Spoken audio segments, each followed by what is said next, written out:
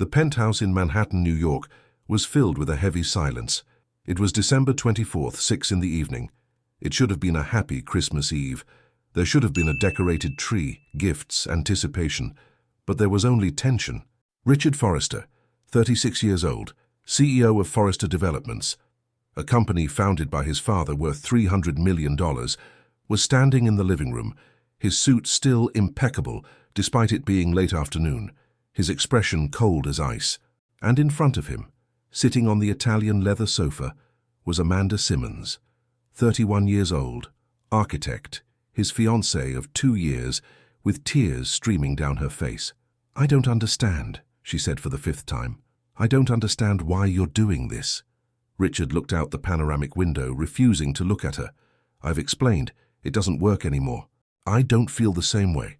"That's a lie. It's a lie. Yesterday everything was fine. Yesterday you were planning our honeymoon. What changed in 24 hours? What changed is that I realized the truth, that we're on different paths, that there's no future. We've been engaged for 2 years. The wedding is in 3 months. Everything is already paid for. Everything is already planned. I'll cover the costs, all of them. You won't lose any money." "Money? You think I care about money? Richard, I love you. We're getting married, building a family, growing old together." He finally turned around, and Amanda saw it. Saw something on his face she'd never seen before. Not anger, it was emptiness, as if he had turned off his emotions completely. Before continuing with this emotional story, subscribe to the channel to always receive special stories like this one, and hit the bell icon so you don't miss any new videos. I'm not marrying you, Amanda. End of story. And the more you insist, the worse it gets. Why? Give me a real reason, not this vague different paths story. You want a reason? Here it is. I realized I don't love you. Not the way I should. Not enough for marriage. It would be unfair to you, to both of us. The words were like knife stabs. Amanda stood up, trembling. "You're lying. Something happened. Someone told you something. Your mother. She never liked me. My mother has nothing to do with this." "Then what? What changed?" "Nothing. Everything. It doesn't matter. What matters is, it's over. And I need you to leave. Today. Now. It's Christmas Eve. I know. And I'm sorry. But I can't pretend for another night. I can't spend Christmas with you knowing I'm lying." Amanda picked up her purse with trembling hands. "You'll regret this. When you realize what you lost. When you're alone. You'll regret it. Maybe. But my decision is made. Richard, please, tell me the truth. What's really going on?" He looked at her, and for a second Amanda saw something. Pain. Deep pain. But then the mask returned. "The truth is that Christmas without you will be better than Christmas pretending I love you. I'm sorry, but that's it." Amanda left. The door slammed shut, and she descended 20 floors in the elevator crying. She stepped out onto the street where cheerful Christmas decorations twinkled, where happy families walked, where the world celebrated while hers fell apart. She took an Uber back to her own apartment, small compared to Richard's, but it had been their home for 2 years. He had insisted they live together right after the engagement. "To make sure it works," he'd said, and it did work. Or Amanda thought it worked. Living together was good, easy, no big fights, no drama, just life, work, dinners, weekends, future plans. How did it change so fast? She arrived at the empty apartment. Half the things were hers, half his. Now she'd have to separate, divide the life they built, and do it alone because Richard had been too cowardly to do it together. Amanda called her best friend Julia. "He broke up with me on Christmas Eve, said he doesn't love me." Julia arrived in 20 minutes with wine and hugs. "He's insane. Completely insane. You're amazing. What the hell is he thinking?" "I don't know. I don't understand. I swear yesterday everything was normal. We went to dinner, talked about remodeling the apartment we'd buy after the wedding. He was normal. And today he was cold, distant, like he flipped a switch. Men are idiots. All of them. No exceptions. But Richard isn't. He was always stable, predictable. He doesn't do this. He doesn't end a 2-year relationship on Christmas Eve without a reason. Then there's a reason he's not telling. But what? They spent Christmas Eve together. Julia didn't leave Amanda alone. And when midnight struck, when Christmas officially began, Amanda cried. She cried because she should have been with Richard, because they should have been opening presents they bought each other. because they should have been planning their life together, but instead she was alone, destroyed, lost. Christmas morning, 9 o'clock, the doorbell rang. Amanda, who had barely slept, eyes swollen from crying, went to answer, expecting Julia. But it wasn't. It was Mr. Henry Stanton, the Forrester family attorney for 30 years. "Miss Simmons, I'm sorry to bother you on Christmas, but it's urgent." "Mr. Stanton, what are you doing here? May I come in?" Amanda let him in.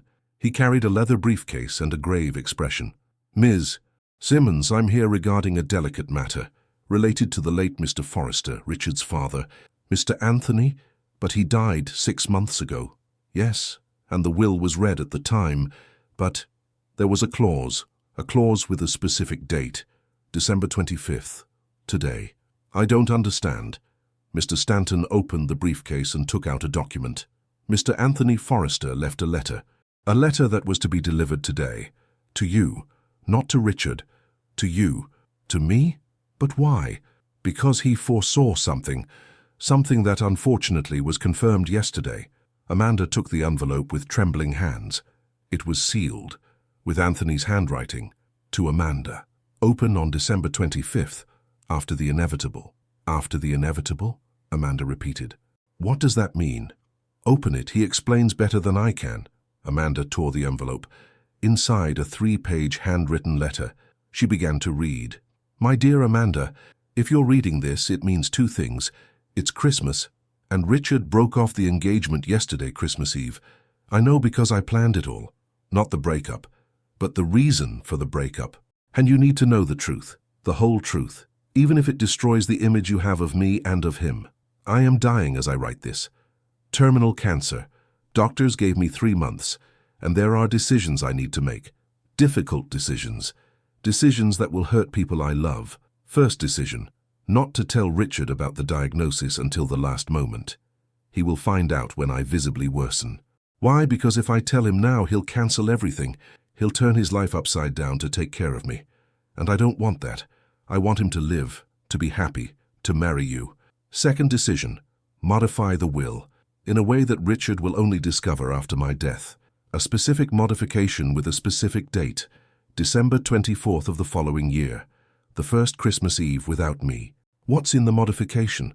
That's what shattered him yesterday. That's what made him break up with you so brutally. In the original will, Richard inherits everything. The company, properties, investments, 300 million. But in the secret modification, which was only opened yesterday by Mr. Stanton, there's an additional clause. If Richard marries before completing 5 years from my death, he loses everything. Everything goes to charity. Why would I do that? Why would I put my son in such a cruel position? Because I discovered something. Weeks before I died, I discovered that Richard was going to marry you for the wrong reason. Not out of love, but out of pressure. My pressure. Society's pressure. The pressure to do the right thing. I asked about marriage 1,000 times. When are you getting married? When will I have grandchildren? It's time to settle down. And he responded to what I wanted, not to what he wanted. He proposed because he thought it was expected, not because he was in love. I talked to him a few weeks before I died. I asked directly, "Do you love Amanda, really love her, or are you doing this for me?" And he hesitated. And in that hesitation, I saw everything. I saw a good man doing the right thing for the wrong reason. So I put in the clause, not to punish him, but to free him. If he marries, he loses the inheritance. And I knew my son, that when he found out, he would break it off. Because Richard is honest. He has integrity. He wouldn't marry you knowing he's doing it out of obligation and not love. And he wouldn't stay with you risking losing the fortune he needs to maintain the company, employees, family legacy.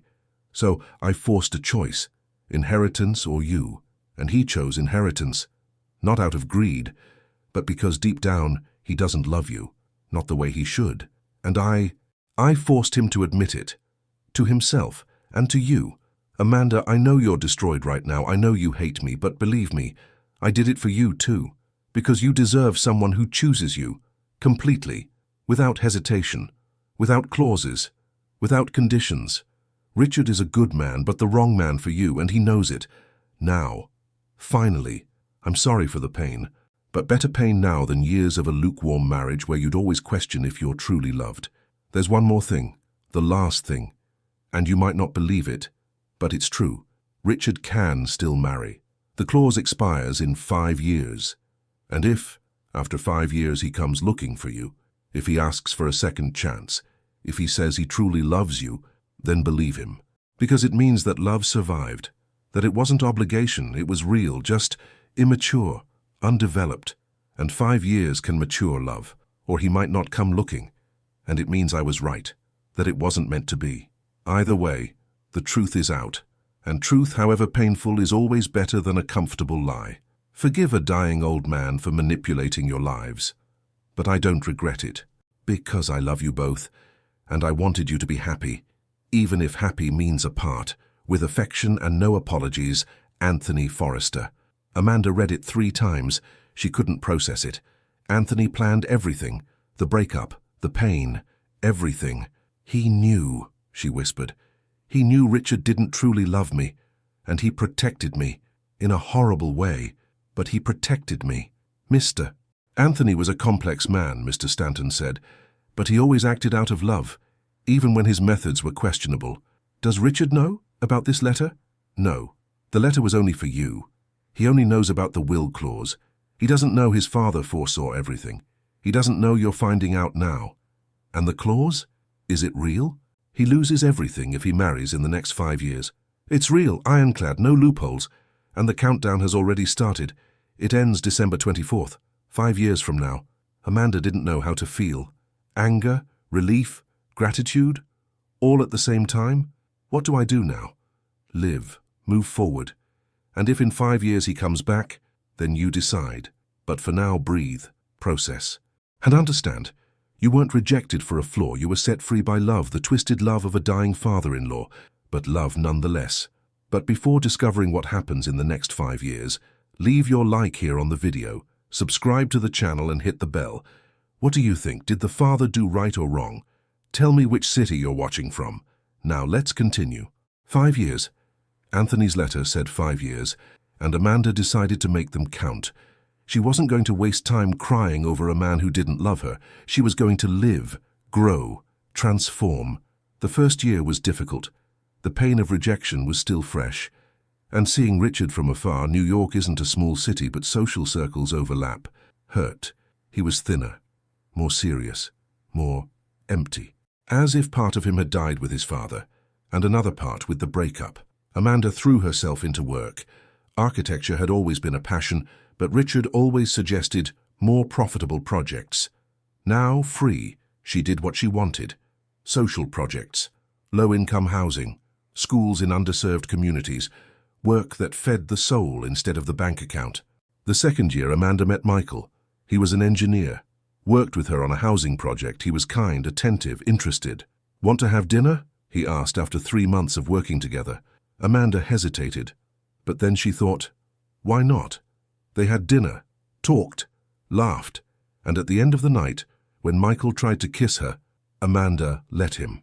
It was good, different from Richard. Lighter, less intense, but good. They dated for 8 months. Michael was patient, understanding. I know you're still processing, he said. I'm in no rush. But after 8 months, Amanda realized, it wasn't fair. She liked him, but she didn't love him, and he deserved to be loved. So she broke up, gently, honestly. You're amazing, but I'm not the right person for you. I'm sorry. Michael accepted with a maturity Richard never had. Thank you for your honesty and good luck with everything. The third year, Amanda moved to a new apartment, far from the one she shared with Richard, far from the memories, and for the first time in 3 years she felt peace. Not explosive happiness, but quiet peace, as if an internal storm had finally calmed. That same year, she also won an architecture award. Her social housing project was recognized internationally, and during her acceptance speech she said, I dedicate this award to all relationships that end, because endings allow new beginnings, and sometimes the greatest gift is being left free to discover who we really are. She didn't mention Richard, but everyone who knew the story understood. The 4th year, Amanda received an unexpected invitation, the inauguration of a community center, and the name of one of the sponsors, Forrester Developments. Richard would be there. She almost didn't go, but something pushed her. Curiosity, perhaps, or closure. She arrived late, avoided the crowd, stayed in the back observing. And there he was, Richard, 5 years older, hair with some grey at the temples, lines around his eyes, but still handsome, still Richard. He was talking to the centre's director, and Amanda heard. My father always believed in social responsibility. It's an honor to continue his legacy in this way. He spoke with a passion Amanda had never seen in him, as if he had finally found a purpose beyond spreadsheets and profits.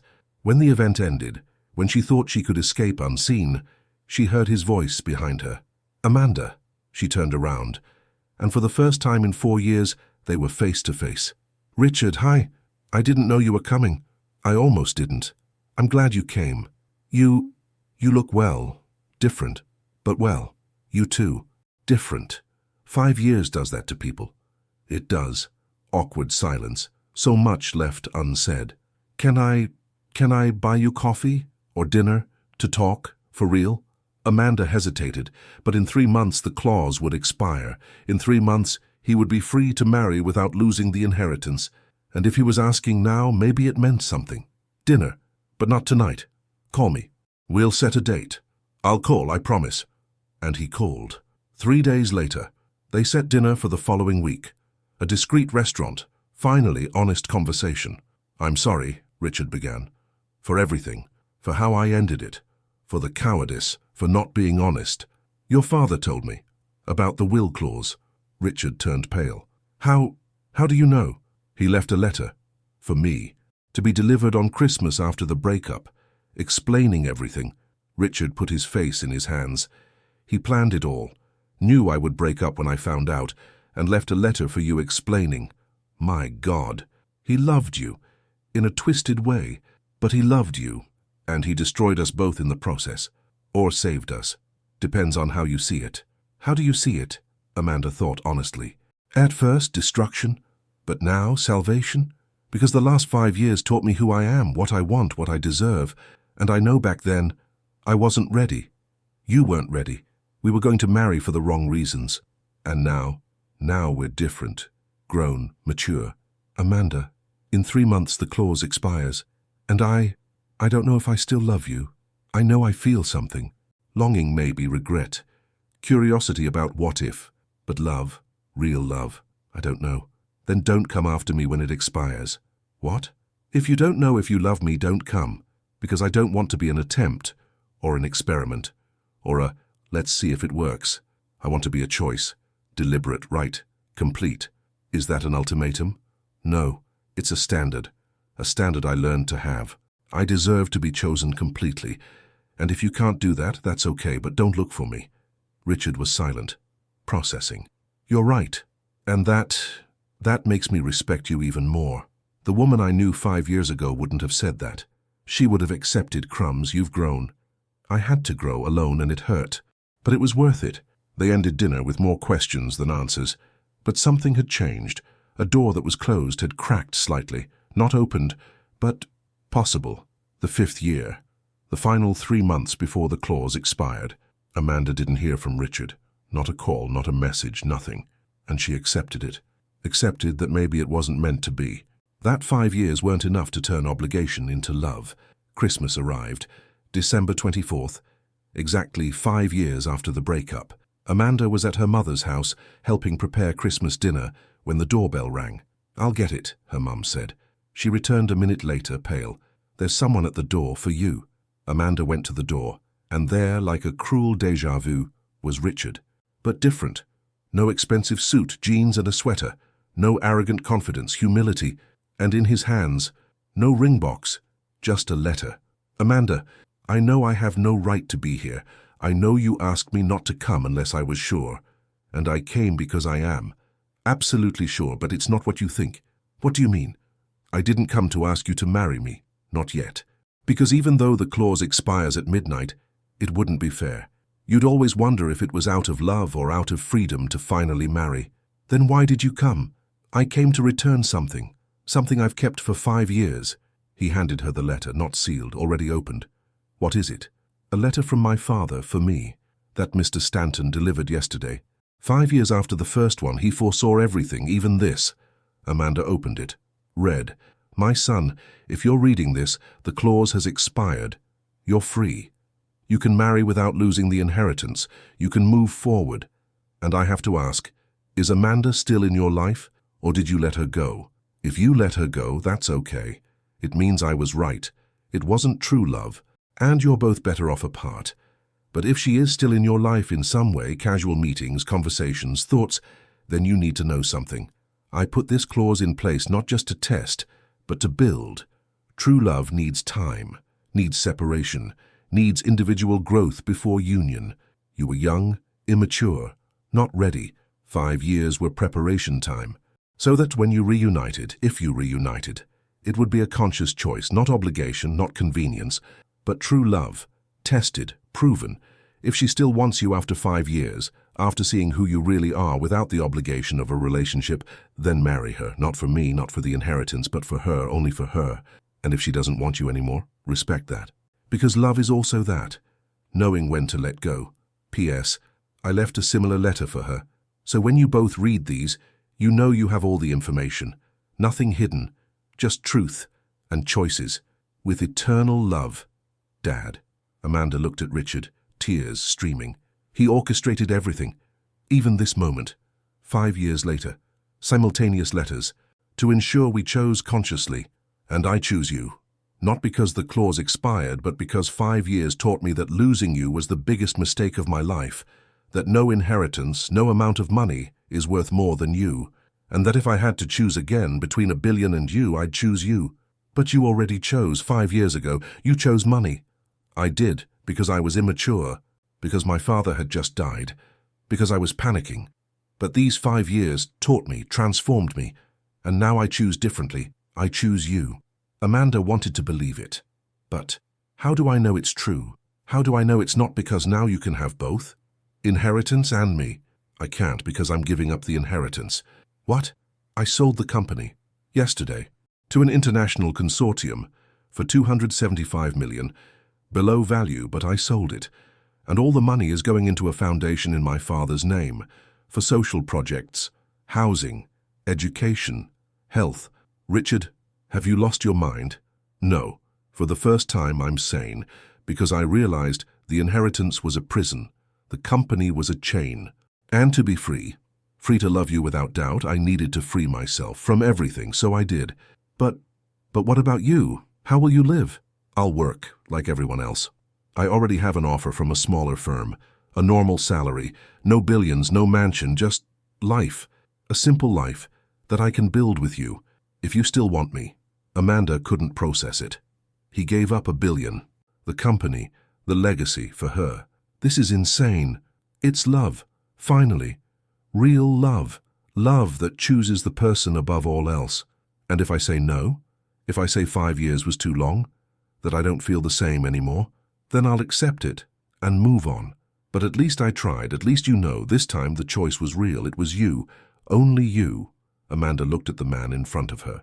He wasn't the same Richard from 5 years ago. He was better, deeper, more real, and her. Did she still love him, or did she love the memory? I need time, to think, to be sure. How much time do you need? I don't know, but while you wait, stay for dinner. Meet my family, not as the billionaire CEO, but as Richard.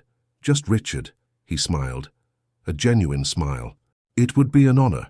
Dinner was strange, but good. Richard helped in the kitchen, talked with Amanda's mum about recipes, played with her nephews. He was human, truly human, not a CEO, not an heir, just a man. Midnight struck, Christmas began. And in the middle of the simple living room, surrounded by a humble family that wasn't his but accepted him anyway, Richard knelt. Amanda, I don't have a ring. I don't have elaborate plans. I don't have anything except myself, the man I've become, and the love I finally understand. Marry me? You can't ask me that. The clause expired, but there is no clause. I sold the company. I gave up everything. There's no will binding me, no inheritance at stake. There's just us, and a choice. So I ask again, marry me. Amanda looked at her family, at her mother with tears in her eyes, at Richard kneeling not in a fancy penthouse but in a simple living room, and she knew. She knew it was real. Finally, real. Yes, but with one condition. What? No rush. A long engagement. At least a year, to be sure. To build for real. Without pressure. Without deadlines.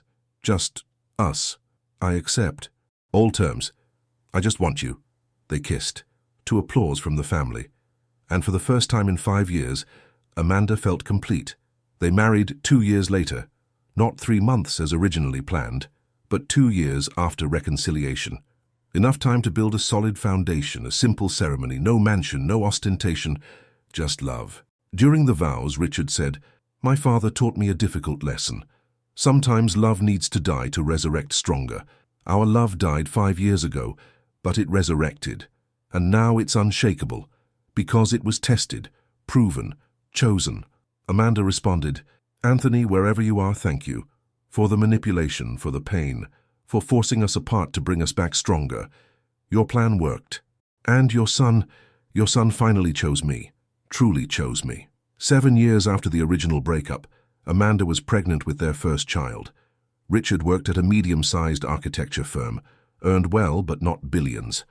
And they were happy, truly happy. "Sometimes I regret it," Richard said one night, "selling the company, giving up the fortune."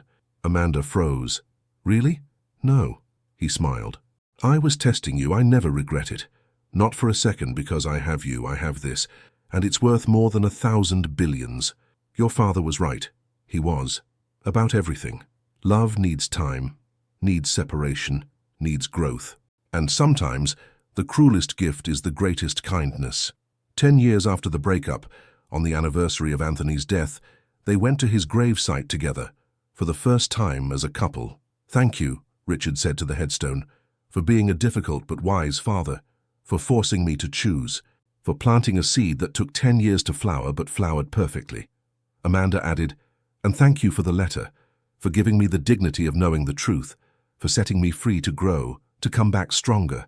You saved us, in a painful way, but you saved us." They returned home, a simple house in a middle-class neighborhood where their 3-year-old son waited.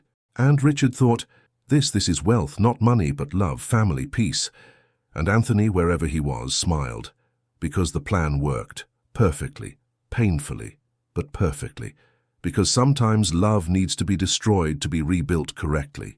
And Christmas without her was necessary so that all future Christmases could be with her, for real, completely, forever. Comment "tested love" so I know you made it to the end. If the story moved you, click on the video that's appearing on your screen now. Hugs and see you next time. Bye.